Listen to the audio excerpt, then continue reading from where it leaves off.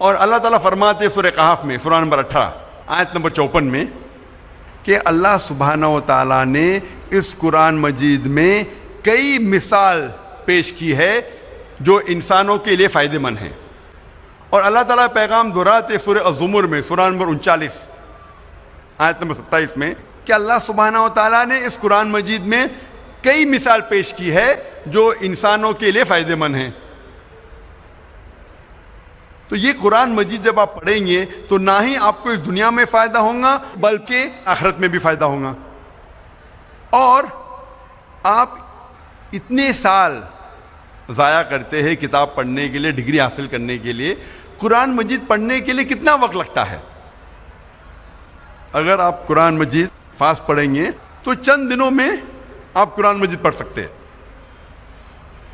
لیکن محمد صلی اللہ علیہ وسلم کی حدیث ہے جو صحیح حدیث ہے ترمذی میں، اللہ کے رسول فرماتے کہ جس نے قرآن 3 دن سے کم میں پڑھا تو اس نے قرآن مجید کو نہیں سمجھا.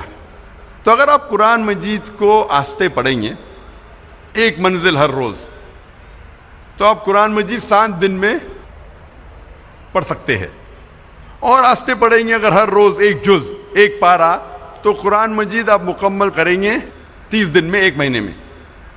کیا ہمارا فرض نہیں کہ ہم اللہ کا کلام، اللہ کا آخری پیغام، ہمارے خالق، ہمارے رب کے آخری پیغام کو سمجھ کے پڑھے؟ مسلمانوں کو اکثر غلط فہمی ہے کہ قرآن مجید صرف مسلمانوں کے لیے نازل ہوا اور یہ غیر مسلمانوں کے لیے نہیں ہے. اللہ سبحانہ وتعالیٰ فرماتے ہیں قرآن مجید میں سورہ ابراہیم میں سورہ نمبر 14 آیت نمبر 1 میں الف لام را، ہم نے یہ کتاب نازل کی محمد صلی اللہ علیہ وسلم پہ تاکہ وہ انسانوں کو اندھیرے سے روشنی میں لے آئے، سارے انسانوں کو، نہ کہ صرف مسلمانوں کو. اللہ تعالیٰ فرماتے سورہ ابراہیم میں سورہ نمبر 14 آیت نمبر 52 میں کہ یہ پیغام ہے سارے انسانوں کے لیے تاکہ وہ جان لے کہ ایک خدا ہے. اللہ تعالیٰ فرماتے سورہ بقرہ میں سورہ نمبر 2 آیت نمبر 185 میں کہ رمضان وہ مہینہ ہے جس میں اللہ سبحانہ و تعالیٰ نے قرآن نازل کیا، ہدایت کے لیے سارے انسانوں کے لیے، اور یہ فرقان ہے جو حق اور باطل کے درمیان فیصلہ کرتا ہے. اللہ تعالیٰ فرماتے سورہ الزمر میں سورہ نمبر 39 آیت نمبر 41 میں کہ ہم نے قرآن نازل کیا محمد صلی اللہ علیہ وسلم پہ تاکہ وہ انسانوں کو ہدایت دے. قرآن مجید میں یہ نہیں کہا گیا ہے کہ صرف مسلمانوں یا عربوں کو ہدایت دے، لیکن سارے انسانوں کو ہدایت دے. قرآن مجید صرف مسلمانوں کے لیے نہیں بلکہ سارے انسانوں کے لیے ہے. اللہ تعالیٰ فرماتے ہیں سورہ انبیاء میں سورہ نمبر 21 آیت نمبر 107 میں وما ارسلناک الا رحمۃ للعالمین، کہ ہم نے محمد صلی اللہ علیہ وسلم کو نہیں بھیجا لیکن رحمت بنا کے سارے انسانوں کے لیے، سارے عالموں کے لیے. اللہ تعالیٰ فرماتے قرآن مجید میں کہ محمد صلی اللہ علیہ وسلم رحمت بنا کے بھیجے ہیں، نہ کہ صرف مسلمانوں کے لیے، نہ کہ صرف عربوں کے لیے، بلکہ ساری انسانیت کے لیے، سارے عالموں کے لیے. اللہ تعالیٰ فرماتے سورہ فاطر میں سورہ نمبر 35 آیت نمبر 24 میں وما ارسلناک الا کافۃ للناس بشیرا ونذیرا، کہ ہم نے محمد صلی اللہ علیہ وسلم کو ایک یونیورسل میسنجر جیسے بھیجا ہے، سارے انسانوں کے لیے ایک پیغمبر بھیجا ہے تاکہ وہ لوگوں کو ہدایت دے. لیکن اکثر انسان اب بھی نہیں جانتے. تو محمد صلی اللہ علیہ وسلم صرف مسلمانوں یا صرف عربوں کے لیے نہیں بھیجے گئے تھے بلکہ سارے انسانوں کے لیے بھیجے گئے تھے. ہم مسلمان اکثر سمجھتے ہیں کہ یہ قرآن مجید غیر مسلمانوں کو نہیں دی جا سکتی اور غیر مسلمان اسے نہیں چھو سکتے.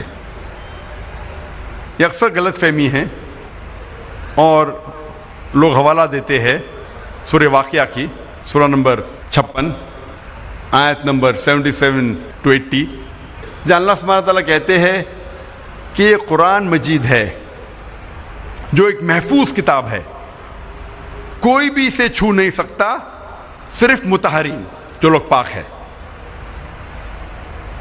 اور لوگ سمجھتے ہیں کہ کتاب مکنون جس کا ذکر کیا گیا قرآن مجید میں وہ یہ قرآن مجید کتاب ہے، مصحف ہے.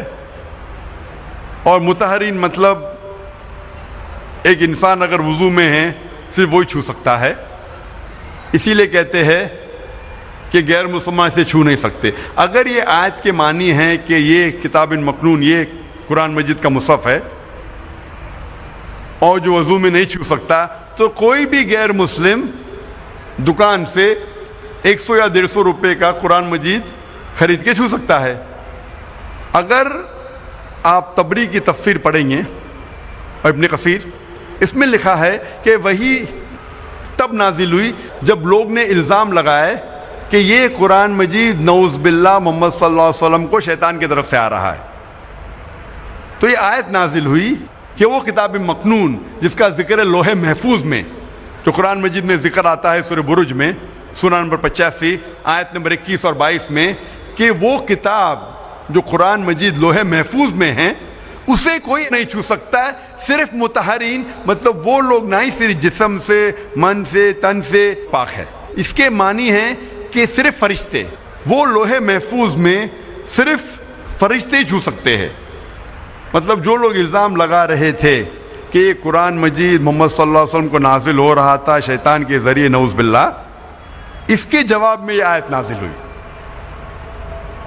تو اس کا مطلب نہیں کہ غیر مسلمان اسے چھو نہیں سکتے. اور مان لو اگر چھونا بھی غلط ہے، اگر چھوٹی غلطی کر کے اگر وہ غیر مسلمان شرک سے بچ جاتا ہے بڑی غلطی سے، تو اچھی بات ہے.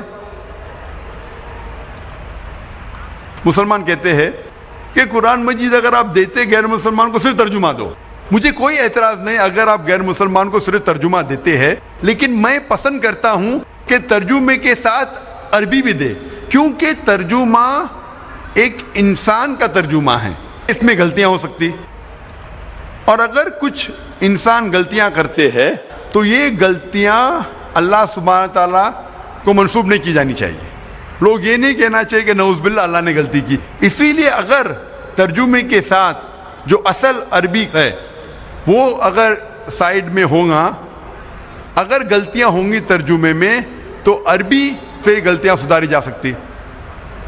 اور محمد صلی اللہ علیہ وسلم اسلام کا پیغام ماشاء اللہ کئی راجاؤں کو دیے اور انہیں خط لکھا، اور خط میں قرآن کی آیتیں بھی لکھی.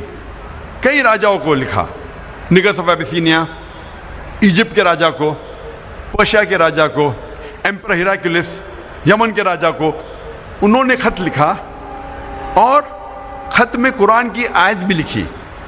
اور ایک خط موجود ہے کوپٹاکی میوزیم میں ٹرکی میں، جس میں قرآن مجید سورہ ال عمران سورہ نمبر 3 آیت نمبر 64 کی آیت ہے، جہاں اللہ تعالیٰ فرماتے کل یا اہل کتاب، کہو اہل کتاب سے، تعالوا الی کلمۃ سواء بین بینکم، آؤ ہم اس بات کی طرف جو آپ اور ہم میں یکساں ہے.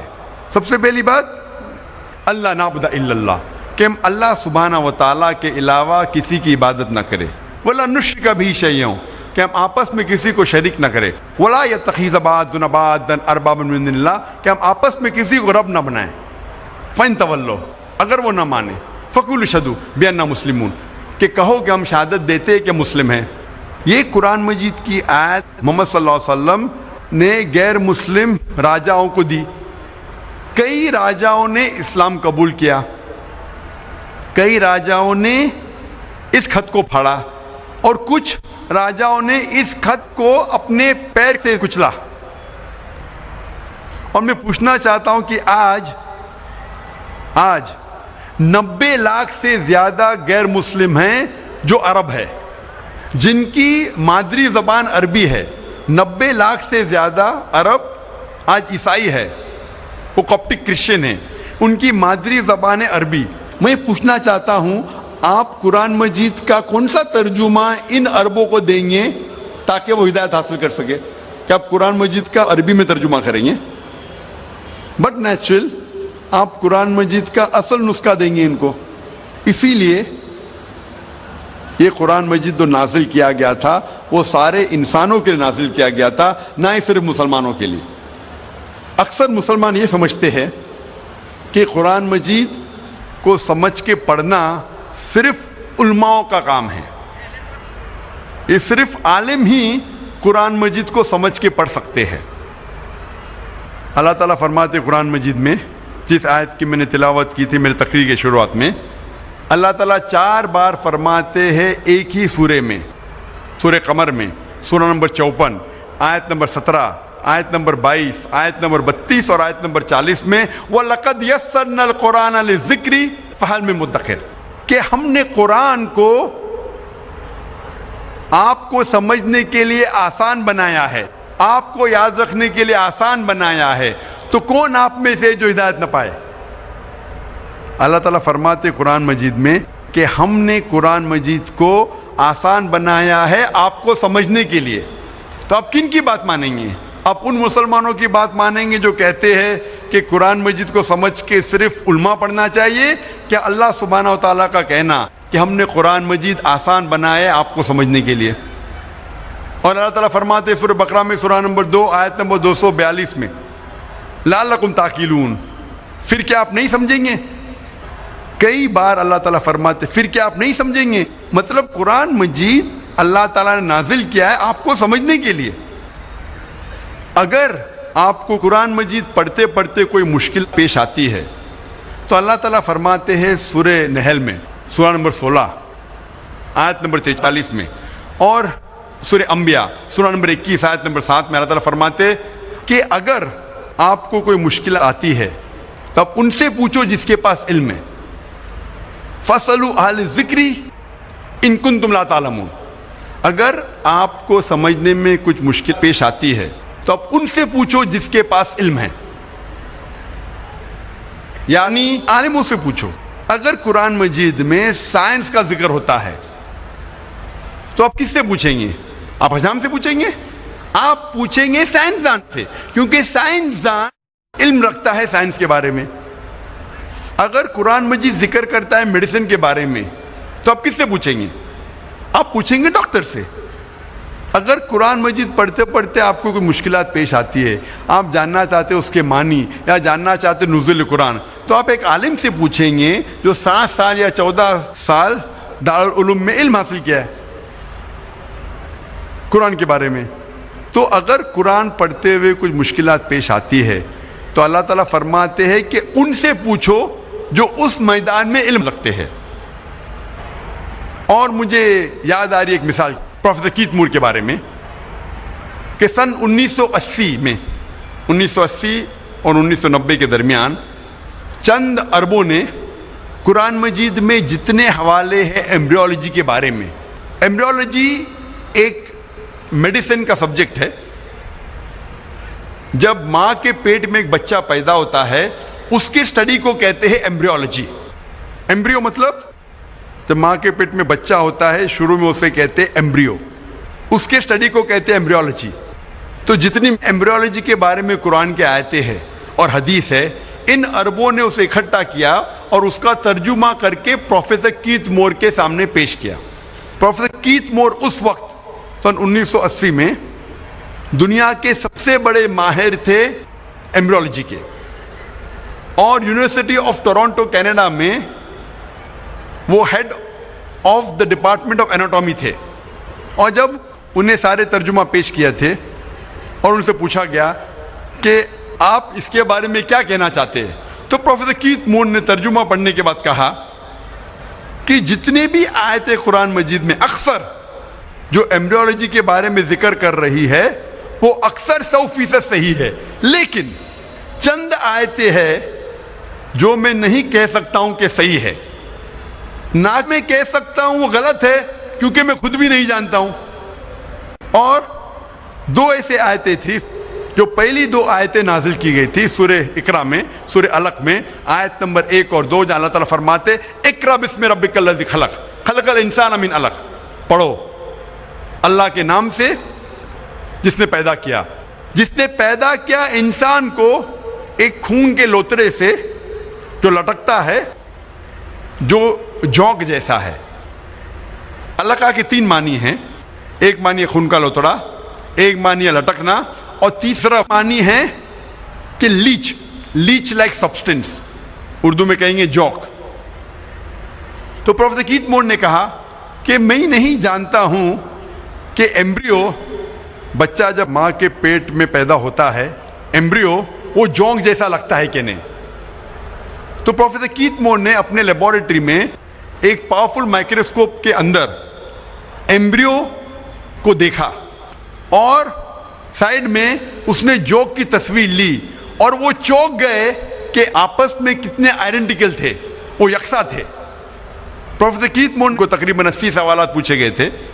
कुरान और हदीस में जितने भी एम्ब्रियोलॉजी के बारे में हदीस थी और आयतें थे, उनको पूछने के बाद प्रोफेसर कीथ मोर ने कहा, अगर आप ये सवालात मुझे 30 साल पहले पूछते, यानी आज से तकरीबन 60 साल पहले, तो शायद मैं 50% से ज़्यादा जवाब दे नहीं पाता, क्योंकि एम्ब्रियोलॉजी एक मेडिसिन का नया ब्रांच है जो अभी वजूद में आया और अभी उसके ऊपर तहकीक हो रही है। और प्रोफेसर कीथ मोर ने जो भी नया इल्म हासिल किया कुरान और हदीस में से, उन्होंने अपनी एक नई किताब में लिखा, 3rd एडिशन में, द डेवलपिंग ह्यूमन एक किताब है जो हम मेडिसिन में पढ़ते हैं फर्स्ट ईयर में, और अच्छे मार्क्स हासिल करने के लिए हम कीथ मोर की किताब पढ़ते, डेवलपिंग ह्यूमन। तो उन्होंने 3रा एडिशन लिखा और ये नया इल्म जो हासिल किया उसके अंदर ऐड किया, और अल्हम्दुलिल्लाह उस किताब को सबसे पहला इनाम मिला उस साल, सबसे बेहतरीन किताब जो एक लेखक ने मेडिसिन के बारे में लिखा हो। और इस किताब का तर्जुमा कई ज़बानों में बाद में किया गया है। और प्रोफेसर कीथ मोर ने कहा कि मुझे कोई शक नहीं, कोई भी मुझे एतराज़ नहीं मानने के लिए कि ये कुरान मजीद खुदा के तरफ से है और मोहम्मद सल्लल्लाहु अलैहि वसल्लम उसके पैगंबर है। वाखिर दावाना अल्हम्दुलिल्लाहि रब्बिल आलमीन।